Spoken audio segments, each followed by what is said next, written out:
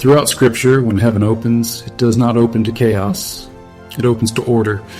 The visions given to the prophets were not random flashes of glory, but carefully layered revelations meant to train the eyes of the faithful to recognize how God governs, how authority flows, and how heaven relates to the earth. From Genesis to Revelation, Scripture shows us that God does not rule alone in isolation. He rules through shared authority, through dwelling presence, and through fire sent forth. Yet these truths are rarely taught together. They are scattered across visions, woven into prophecy, and preserved across generations for those willing to compare spiritual things with spiritual. The prophets were not confused by this complexity. Daniel saw thrones placed before he ever saw judgment released. Isaiah saw fire and smoke before he saw restoration. Ezekiel saw wheels of fire before he saw a restored temple. John saw a throne, a lamb, a dwelling, and a people reigning before he ever saw the new creation. Scripture never reveals power before it reveals order. This is why today we are not beginning with speculation, but with Scripture itself. The Bible never says in one sentence that there are 4 thrones in heaven, yet when the visions are laid together, Daniel's court, David's oracle, Isaiah's proclamation, and John's unveiling, a 4-fold pattern emerges.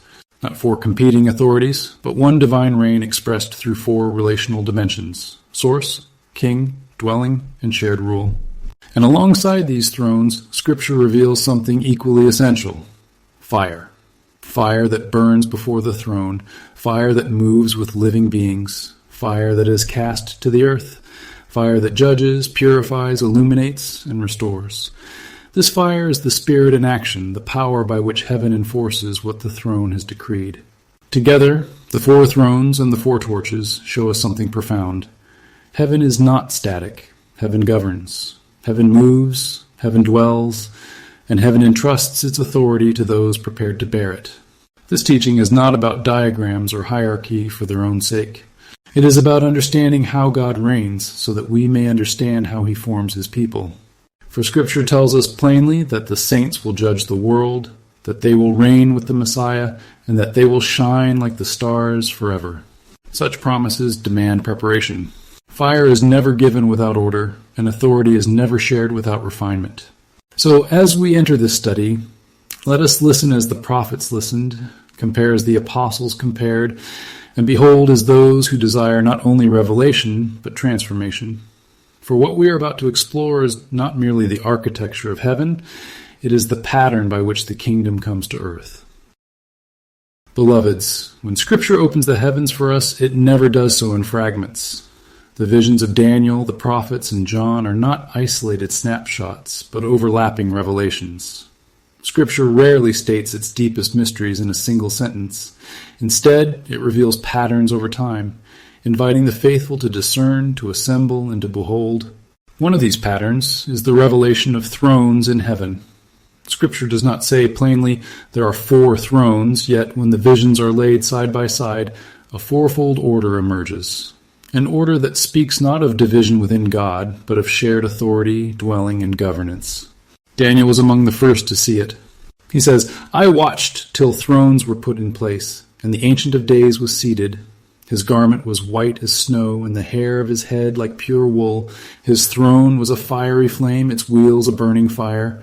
Daniel does not see one throne alone. He sees thrones placed, and then he sees one seated. This seated one is the Ancient of Days, the Source, the Origin, the Unbegotten Father. His throne is not cold marble, it is fire. Authority flows from him as flame, not force. John sees the same source throne centuries later. "Behold, a throne set in heaven, and one sat on the throne." This is the unshakable center of heaven. Everything else proceeds from here. This is the throne from which life flows, judgment is issued, and order is established. Yet Scripture immediately shows us that this throne is not solitary. David hears the mystery when he writes, "The Lord said to my Lord, sit at my right hand till I make your enemies your footstool." This is Psalm 110. 2 figures, 1 throne, shared authority. David does not explain it, he proclaims it. John sees it unveiled when he says, "In the midst of the throne stood a lamb as though it had been slain." The lamb is not distant from the throne. He is in the midst of it. And then John watches as the Lamb came and took the scroll out of the right hand of him who sat on the throne. The Son stands, receives, and reigns. Authority is transferred, yet not divided. Later, the Son himself says, I overcame and sat down with my Father on his throne. One throne, shared reign. But the mystery does not stop with Father and Son. Long before John, wisdom spoke, the Lord possessed me at the beginning of his way. I was beside him as a master craftsman. I was daily his delight. Proverbs does not call wisdom a throne, yet it places her beside God, participating in creation, delighting before him. Ancient Jewish readers understood wisdom not as an abstraction, but as presence, the living nearness of God. Isaiah adds another layer when God declares, Heaven is my throne and earth is my footstool. This statement is not about furniture, it is about movement. The throne extends, the presence rests, heaven is not sealed away, it reaches. And John hears the climax of this mystery when he proclaims, Behold, the dwelling of God is with humanity. The dwelling, what later generations would call the Shekinah, is not a building. It is a throne presence, the resting place of God among his people. John confirms this when he says, The throne of God and of the Lamb shall be in it. One throne again. Multiple occupants. God, the Lamb, and the dwelling are not competing authorities. They are one reigning presence. Ancient Jewish and early Christian readers never struggled with this the way later systems did. They understood that God reigns as source, king, presence, and shared authority without breaking unity. And then Scripture does something astonishing. It gives thrones to the saints. Daniel says plainly, Judgment was given to the saints of the Most High. He goes further, The kingdom and dominion shall be given to the people, the saints of the Most High. John confirms it when he says, I saw thrones, and they sat on them, and judgment was committed to them. These are not metaphorical chairs. These are real thrones, delegated authority, participation in divine rule. Thus, the pattern completes itself. The throne of the Father, source. The throne shared with the Son, King. The throne as dwelling presence. The thrones given to the saints, shared rule. Heaven does not hoard authority. Heaven shares it. And now, beloveds, we must speak of the fire. For authority without fire is lifeless, and fire without order is destruction. Scripture shows us that before the throne, 7 lamps of fire were burning, which are the 7 spirits of God. Fire is not decoration. Fire is spirit in motion. But these lamps do not remain static. Zechariah sees a golden lampstand with 7 lamps and hears the declaration, Not by might nor by power, but by my spirit. The fire is the spirit's activity, not human force. Ezekiel then sees this fire moving. Out of the midst of the fire came the likeness of 4 living creatures. They ran back and forth like flashes of lightning. Fire becomes movement. Spirit becomes mission. John sees the earthly alignment when he writes, I saw 4 angels standing at the 4 corners of the earth. And again, the angel took the censer, filled it with fire from the altar, and threw it to the earth. The fire that begins at the throne does not remain in heaven. It is carried, it is distributed, it governs. This is why we speak of 4 torches, not 4 separate fires, but one fire divided, sent to the 4 directions of the earth. Fire originates at the throne, is carried by living beings, and is released to govern, judge, illuminate, and restore. The Scripture reveals a harmony. The 4 thrones establish who governs.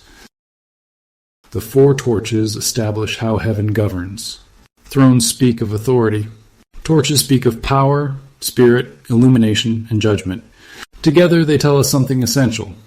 Heaven is not static. Heaven reigns, heaven moves, heaven dwells, and heaven shares its authority with those prepared to bear it. Beloveds, this is not abstract theology.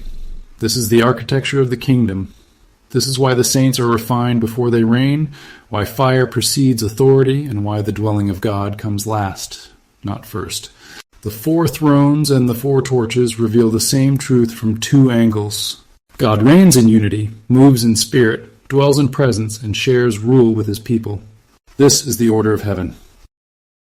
What we have seen today is not an abstract vision reserved for angels. It is the living order of the kingdom, the way God reigns, the way his spirit moves, and the way authority is shared with those who are prepared. The four thrones reveal that God's rule is relational, not solitary. Authority flows from the Father, is executed through the Son, is made near through the dwelling presence, and is entrusted to the saints. The four torches reveal that God's power is purposeful, not reckless fire that proceeds from the throne, carried by living beings, sent to the earth to judge, illuminate, and restore. Together, they testify that heaven does not merely command, it engages. Heaven does not dominate, it dwells. Heaven does not hoard authority, it shares it. This is why preparation matters. This is why priesthood precedes kingship. This is why fire refines before it empowers. Those who will reign must first be formed. Those who will carry light must first be purified. And those who will judge must first learn mercy, humility, and obedience. May this vision not leave you seeking position, but seeking likeness. Not striving for authority, but surrendering to formation. For the kingdom is given not to the ambitious, but to the faithful. Not to the loud, but to the refined, not to those who grasp fire, but to those who have learned to stand before the throne. And, as Scripture promises, those who are wise shall shine like the brightness of the firmament, and those who turn many to righteousness like the stars, forever and ever. May the spirit of wisdom and fire guide you, guard you, and prepare you for all that heaven is unfolding in this hour. If this teaching was helpful, please like, comment, and share to help these insights reach those who are seeking truth. To our new subscribers, welcome. And if you haven't yet, we invite you to join us as a member and become part of our growing family. You will find the link in the description box or our homepage. We are praying for you and standing with you in the light of the two Messiahs. If you'd like to support the ministry, you can visit our store or bless our dear brother Michael through the Buy Me a Coffee link in the description. Thank you for your love and encouragement, and stay tuned for our next video. May the spirit of wisdom and peace rest upon you always.